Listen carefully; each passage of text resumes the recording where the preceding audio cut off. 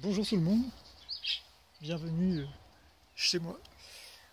Je fais une petite vidéo, je profite de ce magnifique coucher de soleil pour faire une vidéo sur mon tarot divinatoire, sur la version finalisée.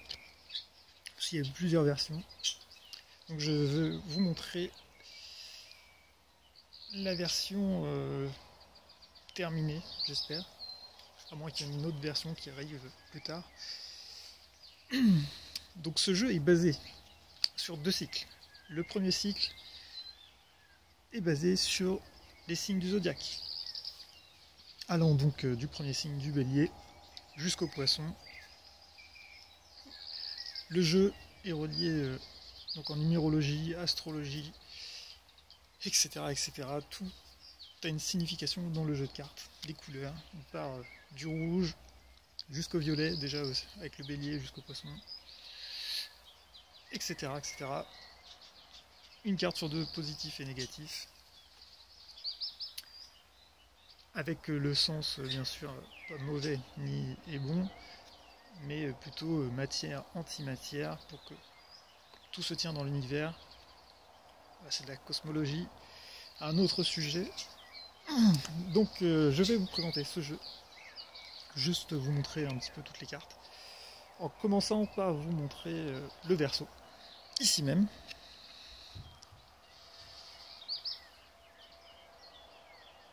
Voilà. Et voici le recto, avec la première carte du zodiaque, le bélier. Voilà. Carte 1, signe positif, cardinal, signe de feu, petite étoile, voilà, avec des significations. La première carte signifie oui aussi, si dans le tirage, par rapport à une question, voilà, est-ce que je vais changer de travail? Voilà, si on a cette carte là en réponse, c'est positif, ça veut dire oui. Et la dernière, la 24e, veut dire non. La carte du diable, qui est une carte du tarot de Marseille. 15e carte, voilà. Qui fait partie du deuxième cycle. Donc là, toutes les cartes sont mélangées, hein. Je ne les ai pas replacées. Allez, on se fait un petit tour d'horizon. Avec le lion, signe solaire, signe de feu. Voilà, à chaque fois, il y a les constellations, les couleurs, tout a un sens. Le petit signe. Taureau, signe de terre, marron, signe fixe, négatif, petite constellation, les petits signes, Vénus, carte de LED, je me repasse. 11e carte, le Verseau.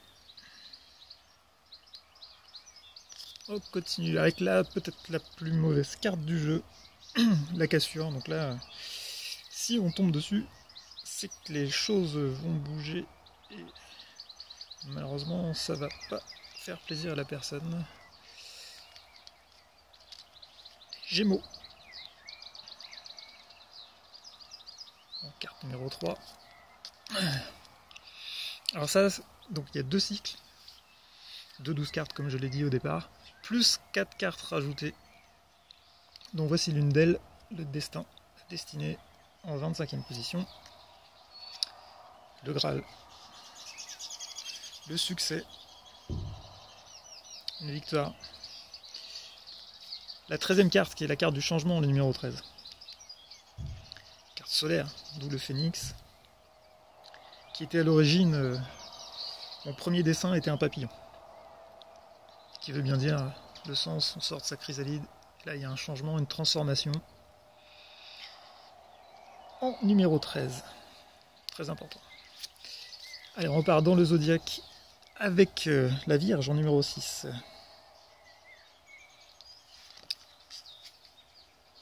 La 7e carte, la Balance. Alors là, c'est une carte que j'ai bougée, puisque comme je vous disais, il y a un rapport avec le tarot de Marseille. Et dans le tarot de Marseille, la Balance correspond à une petite correspondance avec la justice quand même. Mais la justice est placée en numéro 8. Moi, je l'ai redécalée à sa place en numéro 7. Ah voilà, donc la dernière carte, la 24e. 2 x 12, 24. Hein. Donc la dernière carte du deuxième cycle, qui là signifie la fin de quelque chose.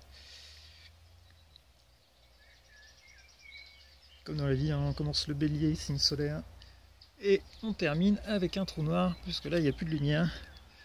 Mais bon, rien ne se perd, tout se transforme. Il y a bien sûr quelque chose au-delà. Et comme par hasard, tiens, au-delà, un nouvel horizon. 26e carte. Le jugement.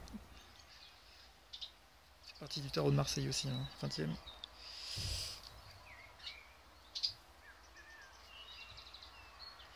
Si les choses sont positives en jugement, généralement, de bonnes choses arrivent après. Les Sagittaires, le Sagittaire, en 9e carte.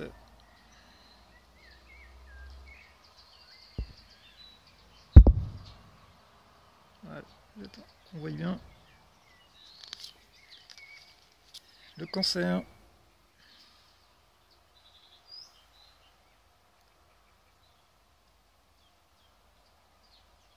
Qui arrive bientôt, la période après le 21 juin. 20-21 juin.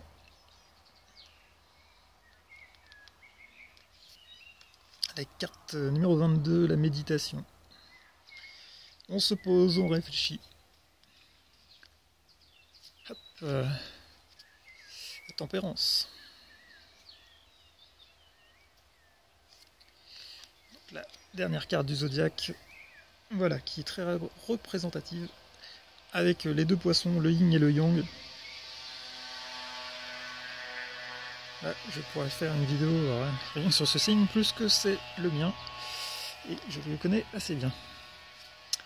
En 10e position, Capricorne.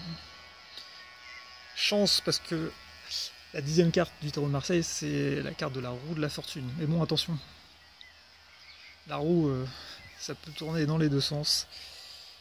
Ça peut être de mauvais augure, ça dépend où la carte est placée dans un tirage. Carte de l'union, que beaucoup de personnes attendent. Moi aussi, j'attends. Voilà, j'attends l'éclaircie.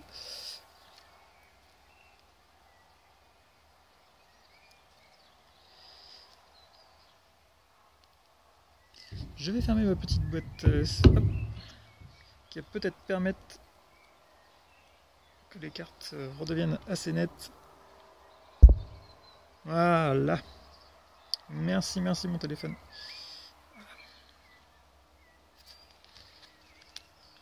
La lune. Lune, la face cachée. Très important dans l'astrologie, la lune.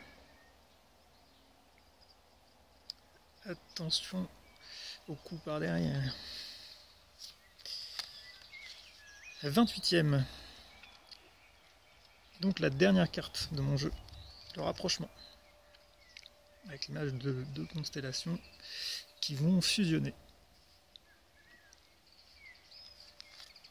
Carte de l'étoile, hein, qui fait partie aussi du tarot de Marseille en 17.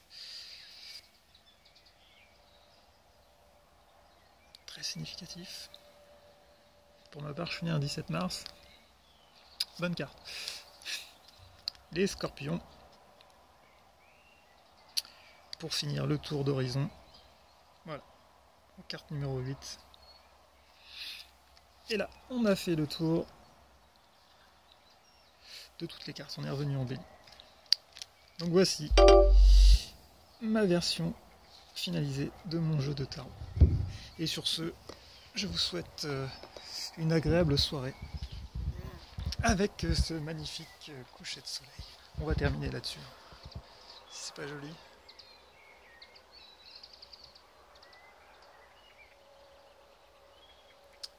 Allez, bye, à plus.